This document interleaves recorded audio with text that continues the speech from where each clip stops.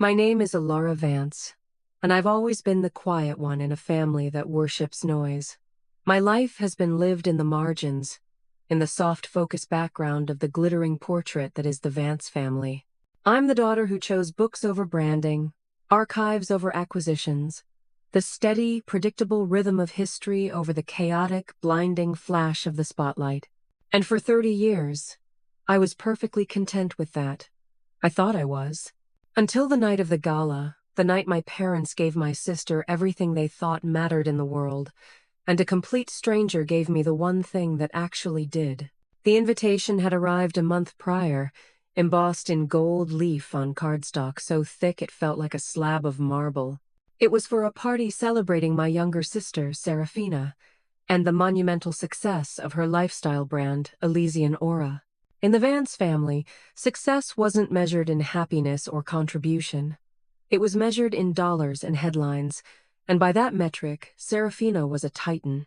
My parents, Richard and Eleanor Vance, had poured their life, their connections, and a staggering amount of capital into her venture, which sold things like $1,000 quartz-infused water bottles and silk pajamas, allegedly woven under a full moon. It was, in my opinion, beautifully packaged nonsense, but it was incredibly successful nonsense, and my parents couldn't have been prouder. The party was held at our family estate in the Hamptons, a sprawling, glass-walled monstrosity that overlooked the Atlantic. It wasn't a home, it was a statement piece.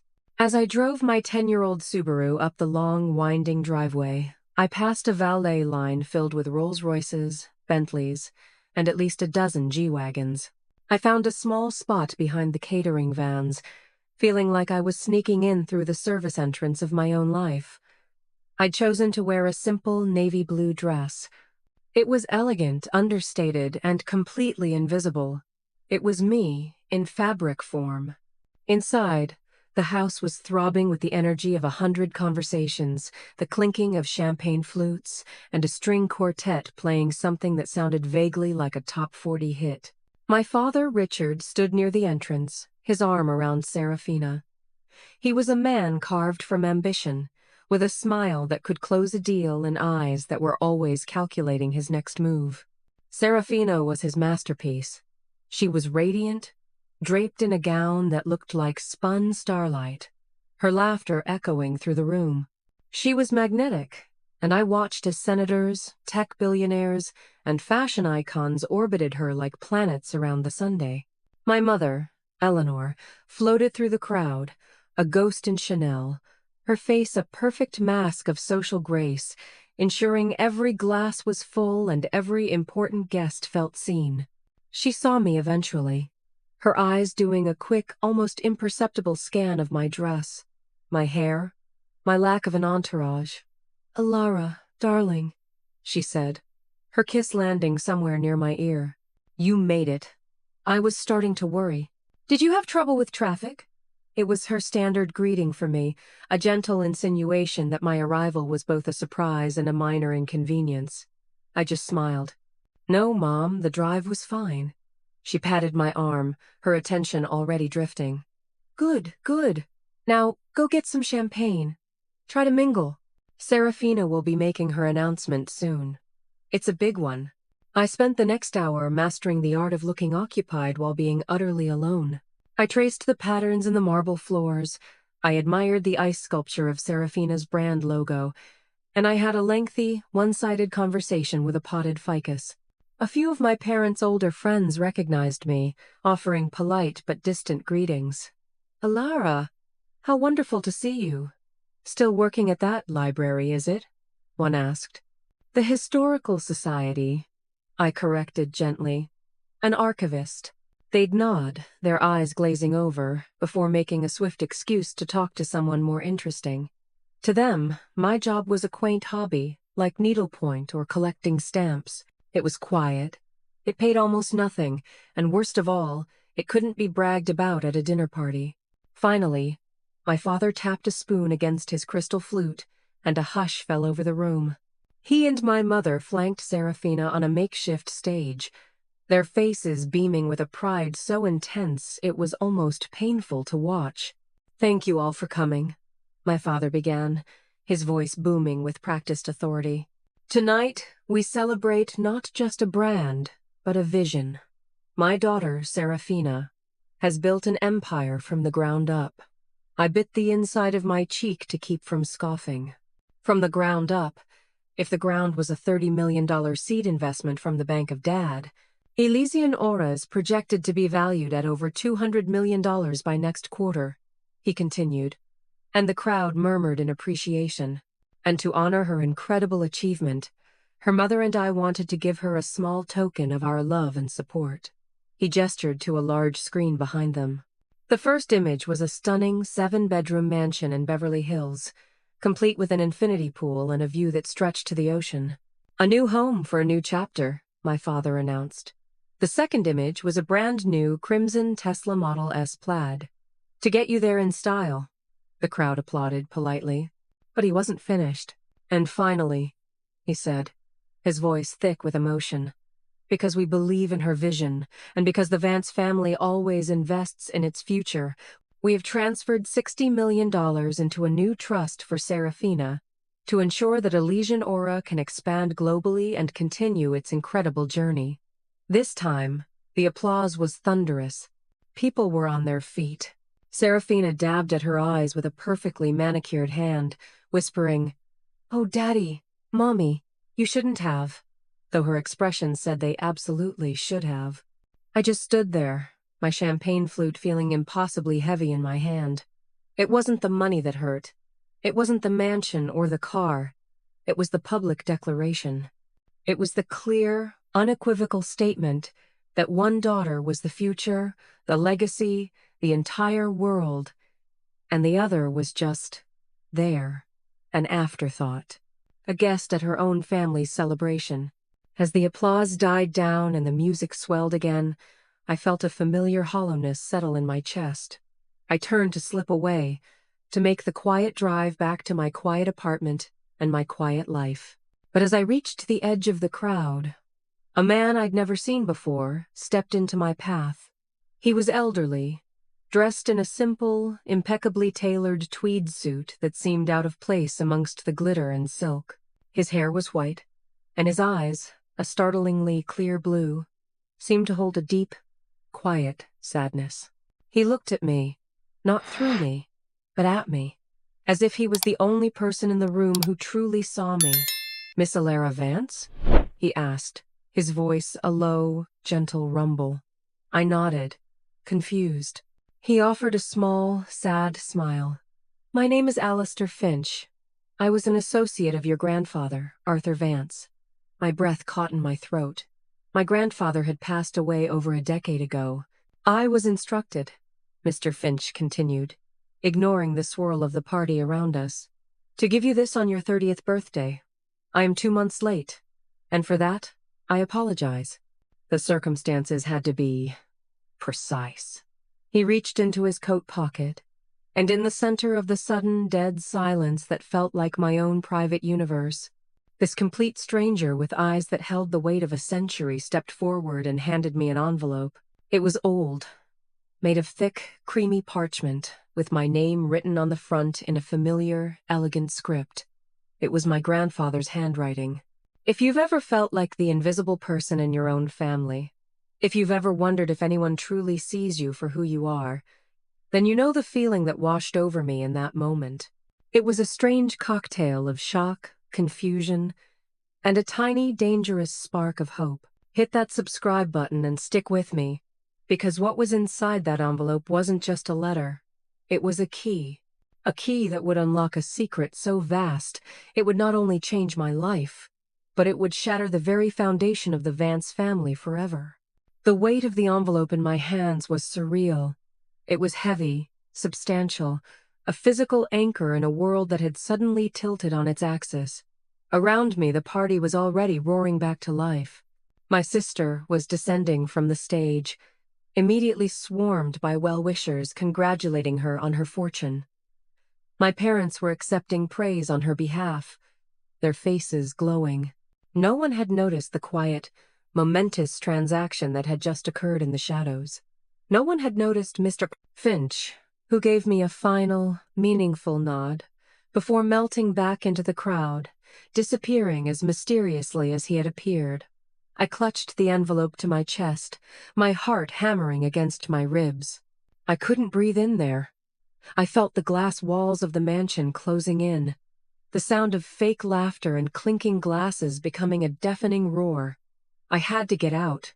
Without a word to anyone, I slipped out a side door that led to the gardens. The cool, salt-tinged air was a relief, washing over my face and clearing my head. I didn't stop at my car. I walked past the rows of luxury vehicles, past the catering vans, and out onto the private beach that bordered our property. The moon was high and full, casting a silver path across the dark, churning water. I sank onto the cold sand, the sound of the waves a soothing counterpoint to the chaos in my mind. For a few minutes, I just sat there, the envelope resting in my lap, my fingers tracing the elegant, faded ink of my name. My grandfather, Arthur Vance. He was the true architect of our family's wealth, a self-made man who had built a small manufacturing business into a corporate empire. He was quiet, thoughtful, and saw the world in shades of gray while my father saw only black and white, profit and loss. He had been my only real ally in the family, the one person who didn't look at my love for books and history as a character flaw. He'd bring me old, leather-bound first editions from his travels and sit with me for hours in his study, telling me stories not of business deals, but of the people and places behind them. When he died, the color had drained from my world, and the family's focus had shifted entirely to my father's loud, aggressive brand of success. With trembling hands, I finally broke the wax seal on the back of the envelope. It was stamped with his signet ring, a simple V entwined with an oak leaf. The sound of the tearing paper was impossibly loud in the quiet of the night. Inside there were two items, a heavy, ornate, old-fashioned brass key, and a letter, several pages long, folded neatly. The paper was thick, and the ink had feathered slightly with age. I unfolded it, and the familiar scent of old books and pipe tobacco, the scent of his study, rose to meet me.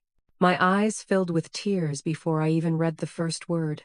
"My dearest Alara," it began, "if you are reading this, then I have been gone for some time, and you have just turned 30. I hope the years have been kind to you, though I suspect our family has not. I am writing this to you, my little archivist, because you are the only one who will understand. You were always the one who cared for the story, not just the ending." The words were a balm on a wound I didn't even know was still so raw. He had seen me. All this time, he had seen me. "I have watched your father, my son, transform my life's work into something I no longer recognize," the letter continued. "He is a man obsessed with appearances, with the glitter of new money. He builds things that are hollow, that shine brightly, but have no soul. He values the branch, but has forgotten the root. And he has passed this hollowness on to your sister. I see it in her.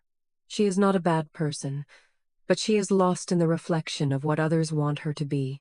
They are both playing a part in a play of their own design, and they have forgotten it is just a stage." End of. I had to stop reading for a moment, the accuracy of his assessment hitting me like a physical blow. He had seen it all, even 10 years ago. He had foreseen the spectacle of tonight. The mansion, the Tesla, the $60 million. He'd known the path they were on. "But you, Alara," I read on, my vision blurring. "You were always different. You have my heart, but more importantly, you have my mother's wisdom. You never sought the spotlight, because you were content with the quiet warmth of a lamp. You look for value not in price tags, but in provenance. You understand that a thing's true worth is not what it costs, but the story it tells. That is why I could not, in good conscience, leave my legacy in the hands of your father or your sister." My heart stopped. My legacy? What did that mean? I looked at the brass key in my other hand, its teeth intricate and strange. "Your father believes he inherited my company, Vance Industries. He believes he controls everything. This is not true. Upon my death, he was granted stewardship, the right to run the company as its CEO and to live off its profits. He was a trustee, tasked with growing the family's wealth. But ownership? That is another matter entirely. I could not leave the heart of what I built to a man who would so easily trade it for a fleeting headline. My mind was reeling, trying to process the implications. My father didn't own the company? The entire Vance empire that he wielded like a king? It wasn't his? This key, the letter concluded, will open a safe deposit box at Sterling and Sons Private Bank in downtown Boston. The box is registered under your name and has been since the day you were born. Inside, you will find the truth of our family, the root of its fortune. What you do with that truth is up to you. You can leave it buried and continue to live your life in the quiet peace you have carved out for yourself. There is no shame in that. Or you can choose to claim what is rightfully yours. It will not be an easy path. It will force a confrontation that will tear our family apart, so that it might, one day, be rebuilt on a foundation of truth instead of performance. I do not know which path you will choose, but I know that you, my wise, steady Ilara, are the only one I trust to make the choice. Whatever you decide, know that your old grandfather has always been, and will always be, immeasurably proud of you. With all my love, Arthur. I sat there on the sand for what felt like hours, the letter clutched in my hand, the cold brass key pressed into my palm. The sounds of the party from the house seemed to be coming from another planet. My world had been redrawn. The map I had used to navigate my life, the one that showed Serafina at the center and me on the distant, blurry edge, was wrong. It had always been wrong. My grandfather had left me a choice between the quiet life I knew and a truth that could unleash a hurricane. The waves crashed on the shore, washing away the sand around my feet, and I felt a sense of resolve hardening within me, as solid and as cold as the key in my hand. He trusted me. He had chosen me. For the first time in my life, I wasn't the afterthought. I was the plan. The key felt heavy in my hand, not just with its own weight, but with the weight of a promise, and I knew, without a doubt, where I had to go first thing in the morning. The drive to Boston the next morning was a blur. I'd left the Hamptons before dawn, leaving behind a house that was likely still littered with champagne glasses and the ghosts of last night's hollow celebration. I hadn't slept. I had spent the night rereading my grandfather's letter, the words branding themselves onto my memory. Each phrase, each sentiment, was a piece of a puzzle I was only now beginning to understand. I drove on autopilot, my mind a whirlwind of possibilities and fears. What could possibly be in that box that was more significant than the $60 million my parents had just gifted Serafina? What truth was so powerful it could unravel everything? Sterling and Sons Private Bank was exactly as my grandfather would have liked it. It wasn't a modern glass and steel tower. It was an old, formidable granite building in the heart of Boston's financial district, a place that whispered of old money and discretion. The inside was quiet, clad in dark mahogany and green marble, with tellers who spoke in hushed tones. It felt more like a cathedral than a bank. I approached the front desk, my heart pounding a nervous rhythm against my ribs. I felt like an imposter in my simple jeans and sweater, clutching my worn leather satchel. "I'm here to access a safe deposit box," I said to the stern-looking woman behind the counter. My voice sounded small in the cavernous room. She looked me over, her expression a mixture of skepticism and professional indifference. Name? Ilara Vance. The box would be under that name. She typed for a moment, her perfectly manicured nails clicking on the keyboard. Her eyebrows shot up, just for a second, before she smoothed her expression back into a neutral mask. "Of course, Miss Vance.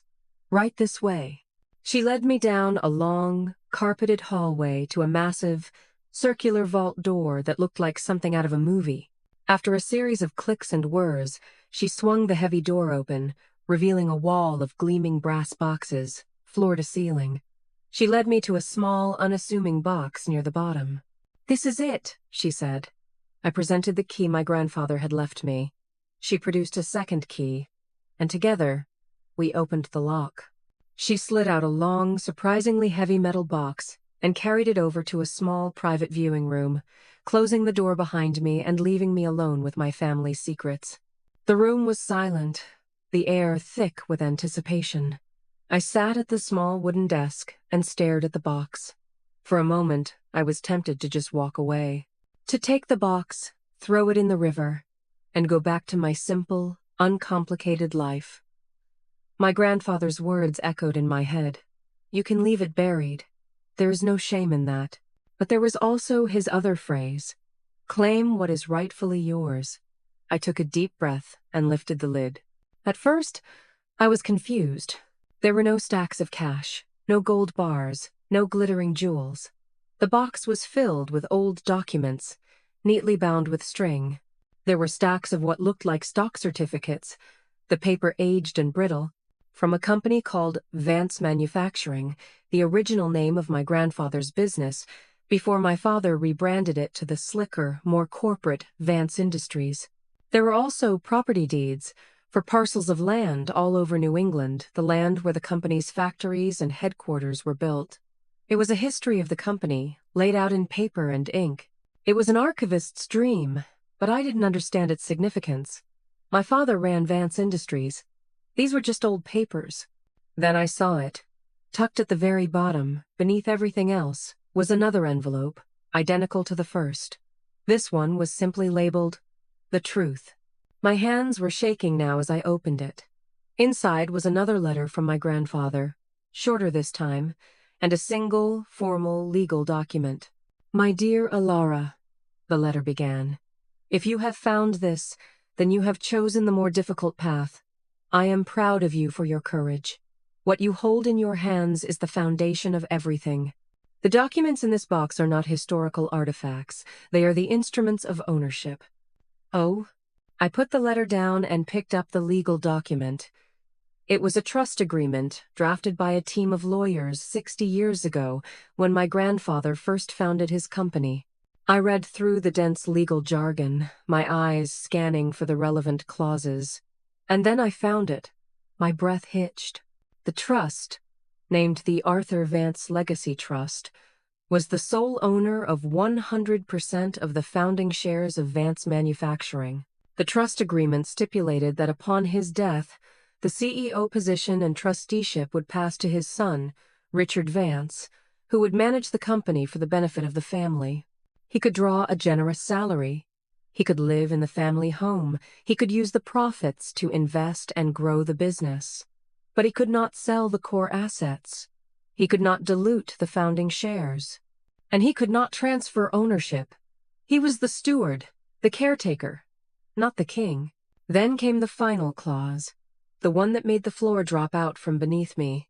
The trust stipulated that on the 30th birthday of his eldest grandchild, who was not his direct successor's heir, apparent a convoluted legal phrase designed to bypass any child my father might have been grooming full control and beneficiary status of the Arthur Vance Legacy Trust, and therefore 100% ownership of Vance Industries, would pass to them.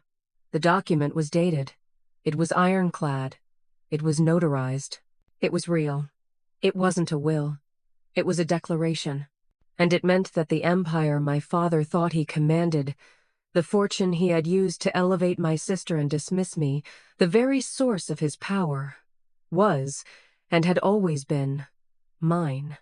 I felt a wave of dizziness wash over me. I leaned back in the chair, the document trembling in my hand. $60 million for Serafina. It was a rounding error. It was pocket change compared to this. The entire company, its assets, its real estate, its patents, its brand, everything was tied to this trust, and the trust was now mine. My grandfather hadn't just left me a key. He had left me an entire kingdom. He hadn't just seen me. He had armed me. I thought of my father, standing on that stage last night, so confident, so powerful, dispensing fortunes as if they were his to give. He had been living a lie. He was a manager, not an owner. He had been so busy polishing the Vance name that he had forgotten who had forged it in the first place. I thought of Serafina, with her mansion and her Tesla, her entire Elysian Aura brand funded by profits from a company that now belonged to me. The irony was so staggering, it was almost comical. They had celebrated their temporary, hollow victory, while I, the forgotten daughter, held the very soul of their world in a metal box in a quiet basement room. The weight of it all settled on me. This wasn't just about money. It was about legacy. It was about the story of our family. My grandfather had entrusted me to be its author. I carefully placed every document back in the box, my movements slow and deliberate. As I closed the lid, I felt a profound shift inside me. The quiet, invisible archivist was gone. In her place was someone else, someone I didn't recognize yet, someone who held the power to either salvage a legacy or watch it burn. I walked out of that quiet viewing room, the heavy box in my arms, and stepped back into the world. The city of Boston bustled around me, oblivious. But for me, nothing would ever be the same. The question was no longer if I would act. The only question now was how. Leaving the bank felt like stepping from one reality into another. The Boston streets were the same, the sounds of traffic and conversation were the same, but my perception of everything had been fundamentally altered. The weight of the metal box in the passenger seat of my Subaru felt like a physical manifestation of the burden that had just been placed on my shoulders. It was both a crown and a cross. For the first hour, I just drove, with no destination in mind, my mind frantically trying to catch up with the seismic shift that had just occurred. I was the owner, not an heiress waiting for a distant inheritance. The owner, right now. Vance Industries, a company with over 2,000 employees, with factories, distribution centers, and a market capitalization my father had once boasted was nearing $500 million, was mine. My first instinct was pure, unadulterated panic. Me, I was an archivist. My biggest professional challenge last week was figuring out how to properly preserve a collection of Civil War-era letters without the delicate ink fading. I managed a yearly budget of $50,000. I wasn't qualified to run a corner store, let alone a multinational corporation. My grandfather's faith in me felt terrifyingly misplaced. What had he been thinking? He must have known I had no experience, no training in this world. I pulled over into the parking lot of a small, quiet park overlooking the Charles River and just sat there, my hands gripping the steering wheel, trying to breathe. Then, a different feeling began to creep in, pushing aside the panic. It was a slow, burning anger. I thought about every dismissive comment from my father. Every time he'd called my career a cute little hobby. Every time he'd explained a basic business concept to me at the dinner table with the patronizing air of a man teaching a child how to tie their shoes. He had called me naive, impractical, told me I didn't understand the real world. All the while, he was the one living in a fantasy, a self-appointed king ruling a borrowed kingdom, completely oblivious to the fact that the quiet, bookish daughter he so easily dismissed held the actual deed. The anger gave way to a strange, almost giddy sense of vindication. It was the ultimate irony. He had spent my entire life telling me I wasn't good enough for his world, when in reality, his world had belonged to me all along. This was the point where the story could split into two different paths, like one of those choose-your-own-adventure books I used to love. Path one was the path of revenge. I could see it so clearly. I could march into the next board meeting, slam the trust documents on the table, and watch the color drain from my father's face. I could fire him publicly. I could cut off Serafina's funding and watch her Elysian Aura empire crumble into dust. I could sell the mansion, repossess the Tesla, and leave them with nothing but the public humiliation they had so freely dealt to me. The thought was intoxicating.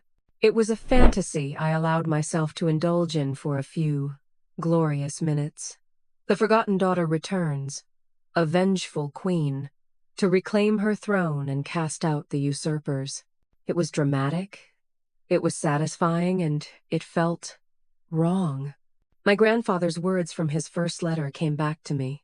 It will force a confrontation that will tear our family apart so that it might, one day, be rebuilt on a foundation of truth. He didn't say, so you can destroy them. He spoke of rebuilding. He spoke of truth. He had entrusted me with his legacy, not with a weapon of mass destruction. He didn't choose me because he thought I would be ruthless. He chose me because he thought I would be wise. He chose the archivist, the one who preserves, not the one who demolishes. And as that realization settled, the path forward began to clear, and the anger began to cool, replaced by a steely resolve. I wasn't going to do this for revenge. I was going to do this for him, for his legacy. And to do that, I couldn't act on emotion. I needed a plan. I needed information. And I needed a very, very good lawyer. Mr. Finch was my grandfather's man. I needed my own. I spent the rest of the afternoon in a quiet corner of the Boston Public Library, my natural habitat, using their secure network to research the top corporate and estate lawyers in the city. I wasn't looking for a flashy name. I was looking for a shark. Someone discreet, brilliant, and utterly unflappable. I found her in a woman named Evelyn Reed, a senior partner at a boutique firm known for handling complex, high-stakes family trust disputes. Her bio said she was a master of strategic resolution. That sounded exactly like what I needed. I secured an emergency consultation for the following day. I spent that night in a modest hotel, the safe deposit box hidden under the bed, my mind racing. For the first time, I began to look at Vance Industries not as my father's company, but as a puzzle. I spent hours online, digging into their public financial reports, their recent press releases, their stock performance. What I found was unsettling. While my father always projected an image of unstoppable growth, the numbers told a different story. Profits were down 15% over the last 2 years. Their stock had been stagnant. They had lost 2 major clients in the last quarter, and there were rumors of production delays in their primary manufacturing division. My father was a brilliant salesman, but it seemed he was a less than brilliant manager. He was focused on expansion and image, on big, flashy acquisitions, while the core of the business, the manufacturing legacy my grandfather had built, seemed to be quietly decaying. And that $60 million gift, Serafina, where had that cash come from? Had he liquidated company assets to fund his favorite daughter's vanity project? The thought sent a chill down my spine. This was worse than I thought. My family's future wasn't just built on a lie. It was a house of cards, and my father was pulling them out from the bottom, one by one. The next day, I walked into Evelyn Reed's office. She was in her late 50s, with sharp, intelligent eyes and an air of calm authority. I didn't waste time with pleasantries. I opened the box and laid the trust agreement on her polished mahogany desk.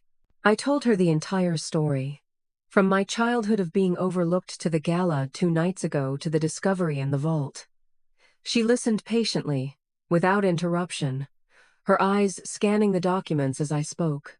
When I finished, she was silent for a full minute, her gaze fixed on the trust agreement. She then looked up at me, a slow, calculated smile spreading across her face. "Miss Vance," she said, her voice a low, confident hum, "this is the most beautifully constructed legal checkmate I have ever seen. Your grandfather was a genius." She leaned forward, her expression turning serious. "This document is ironclad. You are, without a shadow of a doubt, the sole owner and beneficiary of Vance Industries. Your father is, legally speaking, your employee." She paused, letting the words sink in. "The question is, what do you want to do about it?" And for the first time, I had an answer that felt true to me, true to my grandfather. "I don't want to destroy the company," I said, my voice steady and clear. "I want to save it." Evelyn Reed's smile returned, wider this time. "Excellent," she said, her eyes gleaming. "Then let's get to work. First, we conduct a full, confidential audit of the company's finances. We need to know exactly what kind of kingdom you've just inherited and how much damage the current steward has done. We do nothing public until we have all the facts. We move in silence. We move with precision. By the time your father knows what's happening, we will be in complete control." Walking out of her office, I felt the last of my panic evaporate. I had a plan, I had an ally, and I had a purpose. I was no longer the forgotten daughter. I was the silent owner, the quiet storm gathering on the horizon, and the Vances had no idea their world was about to change forever. The 3 weeks that followed were the most intense and surreal of my life. I felt like I was living a double life. By day, I was Alara Vance, the quiet archivist. I called my boss at the Historical Society and told her a family emergency required me to take an extended leave of absence. She was wonderfully understanding, telling me to take all the time I needed. I spent my days holed up in a discreet extended stay hotel in Boston's Back Bay, which became the de facto headquarters for Operation Legacy. By night, I became a student of my own empire, devouring the information that Evelyn Reed's team of forensic accountants were unearthing. Evelyn was true to her word. She moved with the silent efficiency of a predator. Her team, using the legal authority granted by the trust agreement I now controlled, initiated a deep dive audit into every corner of Vance Industries. They were ghosts in the machine, accessing servers remotely, reviewing transactions, and piecing together a financial picture that grew more alarming by the day. We communicated through encrypted channels, holding strategy sessions in sterile, anonymous conference rooms Evelyn would book under a shell corporation's name. It felt like something out of a spy thriller, a stark contrast to my usual routine of cataloging dusty manuscripts. The first reports from the auditors confirmed my fears, and then magnified them. The company wasn't just stagnant, it was bleeding. My father had been chasing prestige. He'd spent hundreds of millions on flashy, high-risk acquisitions of tech startups that had failed to integrate with our core manufacturing business. These were his headlines, his proof that he was a modern visionary, but they were a massive drain on resources. To fund these ventures, he had taken on enormous debt, leveraging the company's core assets, the very assets my grandfather's trust had forbidden him from selling, but apparently not from using as collateral. He had found a loophole and had been dancing on a financial tightrope ever since. But the most damning discovery was about Serafina. The $60 million wasn't a gift from my parents' personal wealth. It wasn't even a loan from the company. My father had created a marketing and brand development shell company, funneled $60 million of Vance Industries capital into it under the guise of a strategic partnership, and then had that shell company grant the money to Serafina's Elysian aura. It was a blatant, reckless, and legally dubious maneuver to siphon corporate funds for personal use, all to prop up his golden child's frivolous enterprise. He was sacrificing the health of a legacy company that employed thousands of people to buy his daughter a mansion in Beverly Hills. The sheer arrogance of it left me breathless. Evelyn laid out the facts on her conference table. "He's compromised the company, Alara," she said, her tone grim. "The debt load is unsustainable, and this transfer to your sister's company is a gross violation of his fiduciary duty as trustee. He's been treating the company like his personal piggy bank. If one of these big bets goes south, or if interest rates spike, the creditors could call in their loans, and the whole thing could collapse. My grandfather's legacy, his life's work, was at risk of being dismantled not by a hostile takeover, but by my own father's ego." This was the moment of truth. All the information we had gathered was a loaded weapon. I could go to the board of directors, expose my father, and have him removed in disgrace. I could even pursue legal action for his misuse of corporate funds. It would be swift, brutal, and effective, but it would also drag the Vance name, my grandfather's name, through the mud. The ensuing scandal could crater the company's stock and scare off clients, potentially doing more damage than my father already had.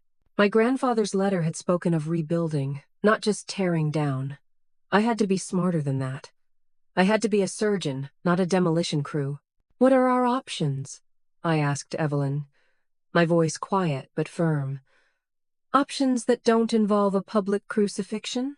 She studied me for a moment, a flicker of respect in her sharp eyes. There is another way, she said. A more elegant solution. The trust gives you absolute authority.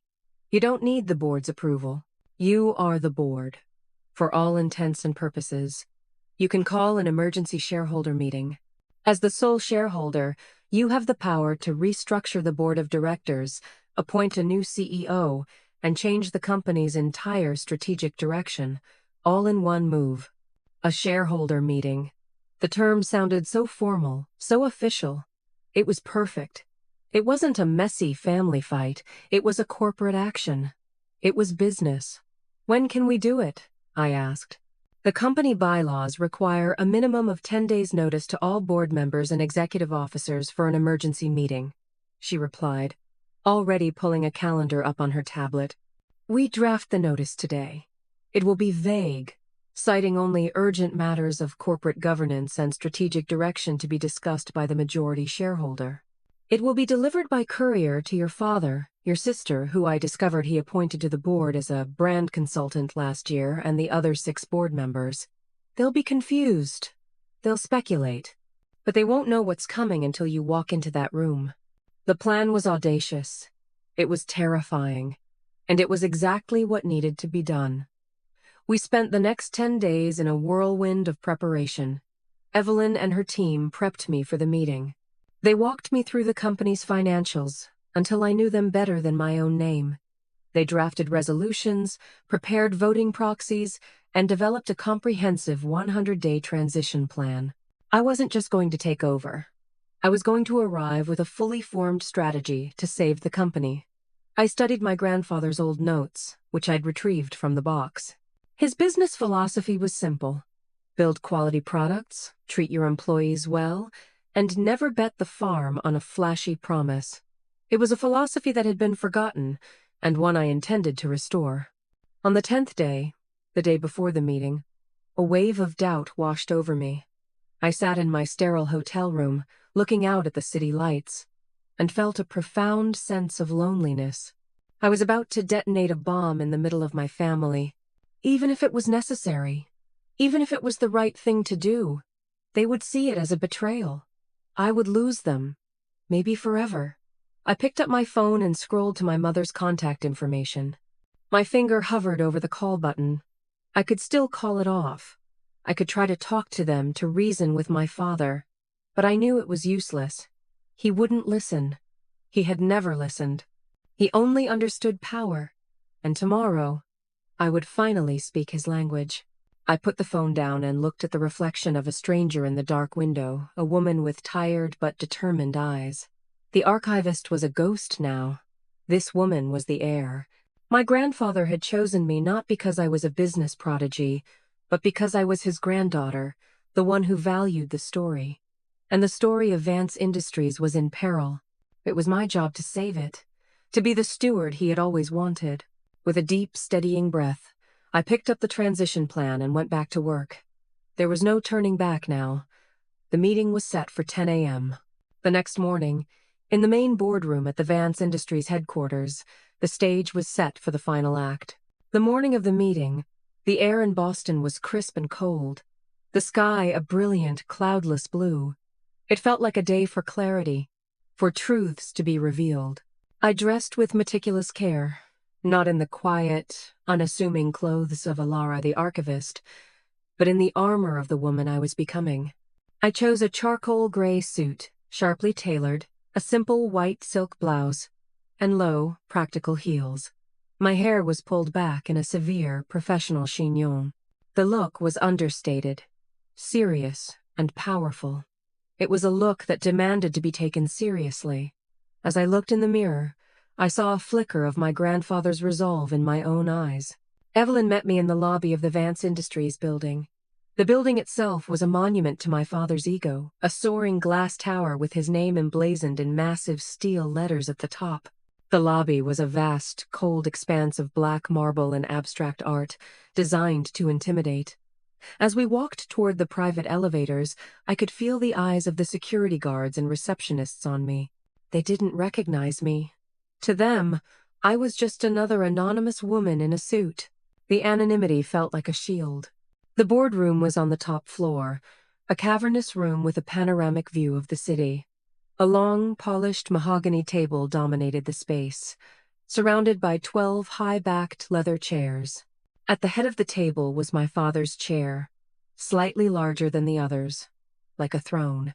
The other board members were already there, a collection of men in their 60s and 70s, old friends and allies of my father, all looking confused and slightly irritated by this mysterious, unscheduled meeting. Then, my family arrived. My father strode in first, his face a mask of controlled fury. He was angry that a meeting had been called without his consent, a challenge to his authority. He clearly had no idea of the true nature of the challenge. Serafina trailed behind him, looking bored and beautiful in a hot pink blazer, scrolling through her phone. She probably assumed this was just some boring corporate formality she was required to attend.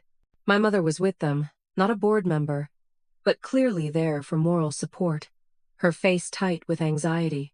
They all took their seats, my father at the head of the table, Serafina beside him. He glared down the length of the table at the two empty chairs.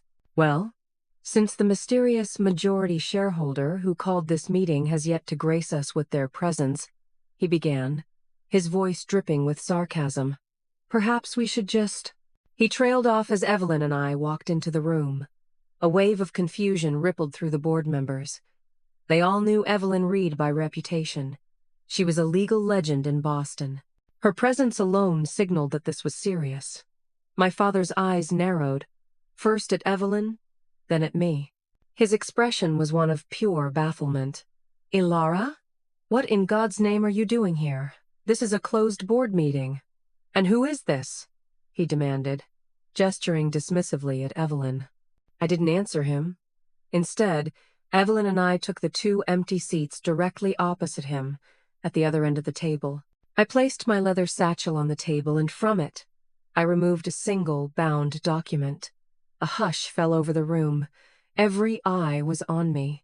Serafina had even looked up from her phone, a flicker of curiosity on her face. Good morning, everyone, I said, my voice calm and steady, echoing slightly in the silent room. Thank you for attending. For those of you who don't know me, my name is Ilara Vance. I paused, letting my eyes travel around the table, meeting the gaze of each board member before finally landing on my father. And I am the majority shareholder. The silence that followed was absolute. It was a silence so profound you could feel the pressure change in the room. Then, a single, sharp laugh erupted from my father. Don't be ridiculous, Ilara, he scoffed, looking around the table for support. This isn't the time for childish games. This is my company. Actually, Richard, it's not... Evelyn Reed interjected, her voice cutting through the tension like a scalpel. And it never has been. She slid a copy of the Arthur Vance Legacy Trust Agreement down the polished table to him. As I'm sure you'll recall, Arthur's will appointed you as CEO and trustee of Vance Industries. It did not, however, grant you ownership.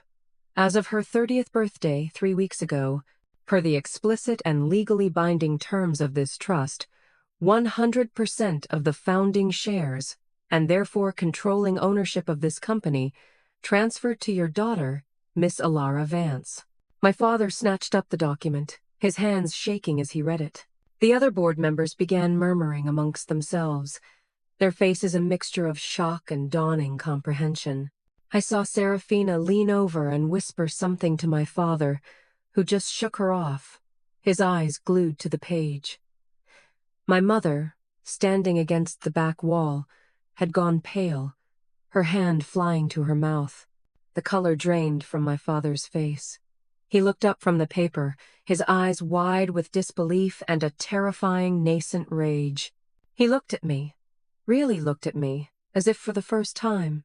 The invisible daughter, the quaint archivist, was sitting at his table, holding the legal document that invalidated his entire life's work, his entire identity.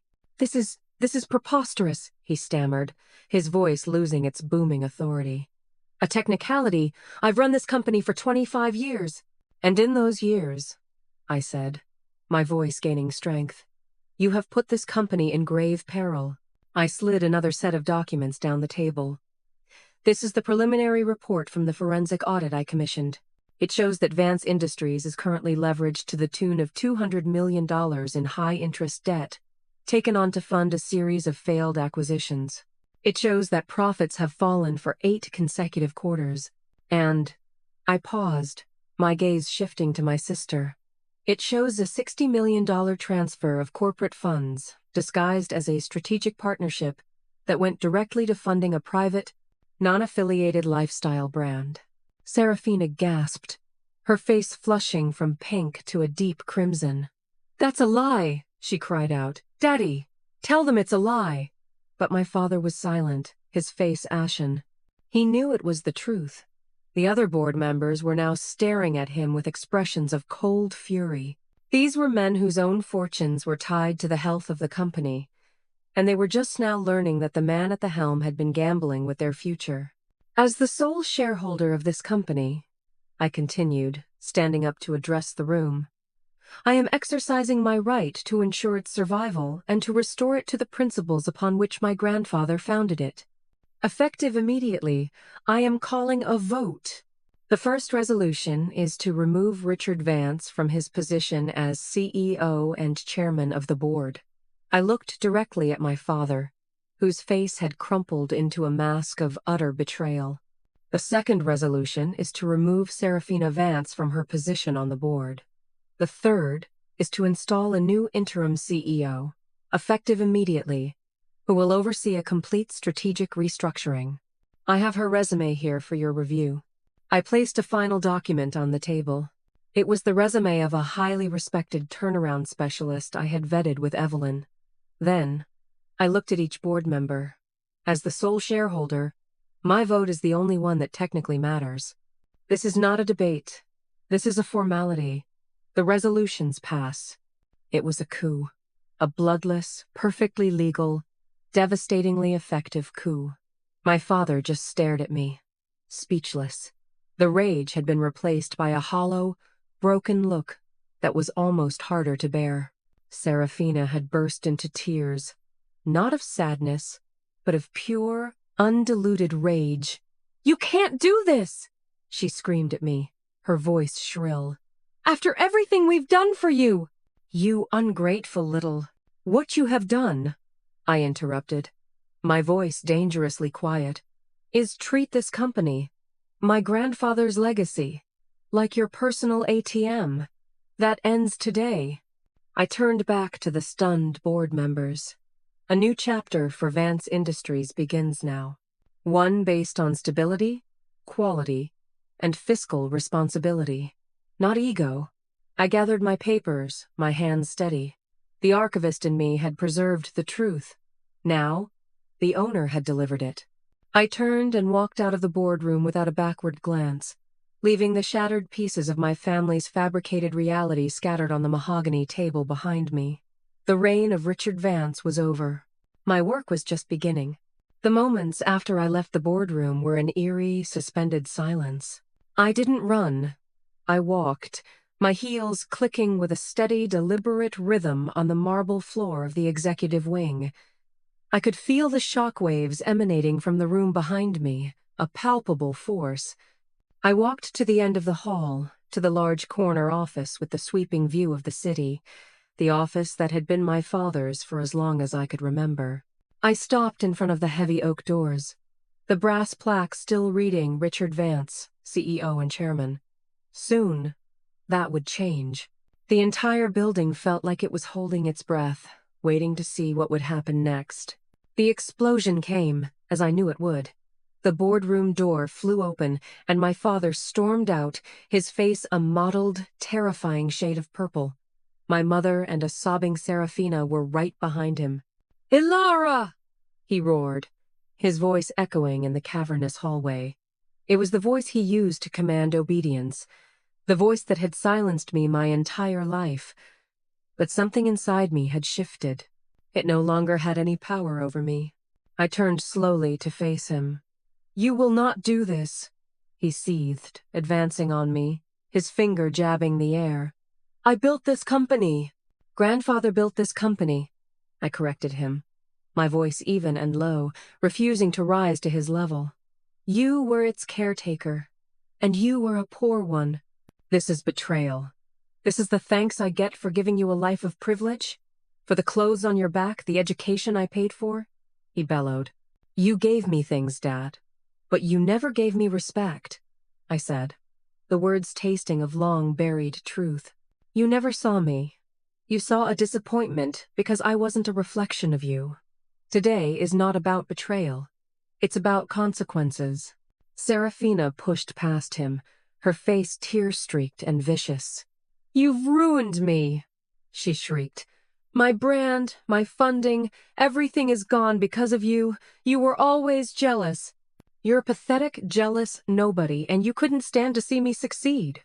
The accusation was so predictable, so perfectly in line with her self-absorbed worldview, that I almost smiled. "Your success, Sarah, was funded by the potential retirement funds of 2,000 employees. It was built on a lie your father told to the company he was supposed to protect. If your brand can't survive without $60 million of improperly funneled money, then it was never a real business to begin with. It was a fantasy. And the fantasy is over." My mother finally stepped forward, her hands clasped in front of her as if in prayer. Her face was a mess of confusion and horror. "Alara, please," she pleaded, her voice trembling. "Think of this family. We can't do this to your father. He'll be humiliated. We'll be ruined." "Oh, the family was already broken, Mom," I said, my voice softening slightly for her. "It was broken every time you stood by and watched him dismiss me. It was broken every time you chose to keep the peace instead of standing up for the truth. We weren't a family. We were a corporation with you as the head of public relations."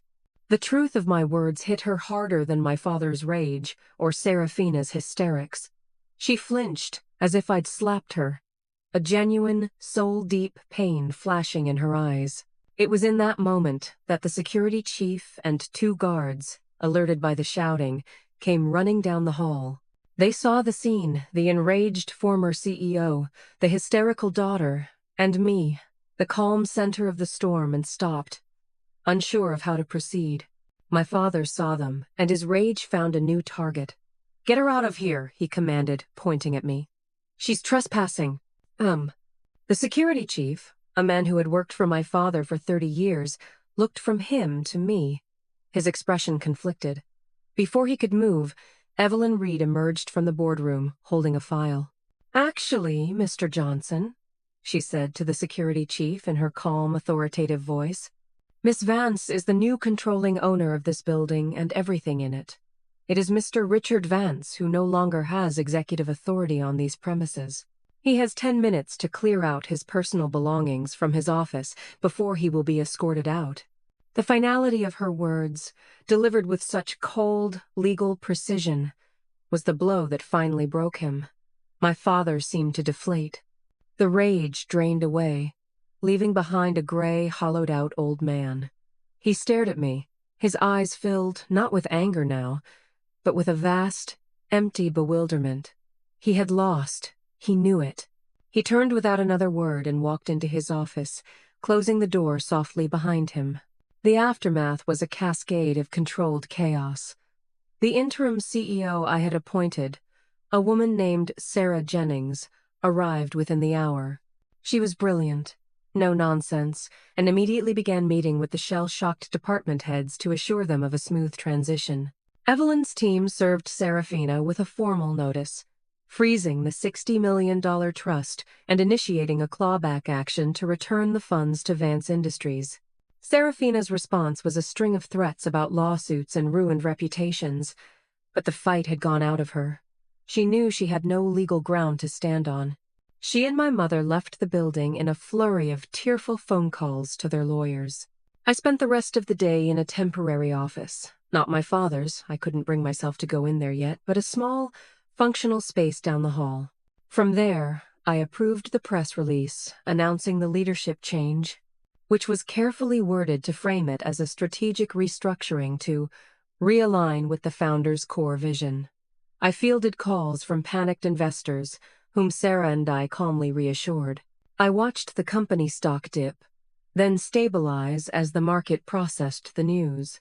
As evening fell, I was alone in the quiet office, the city lights twinkling outside my window. The adrenaline had faded, leaving behind a profound exhaustion and a deep, aching sadness. I had won. I had saved the company. I had claimed my birthright. I had honored my grandfather's wishes.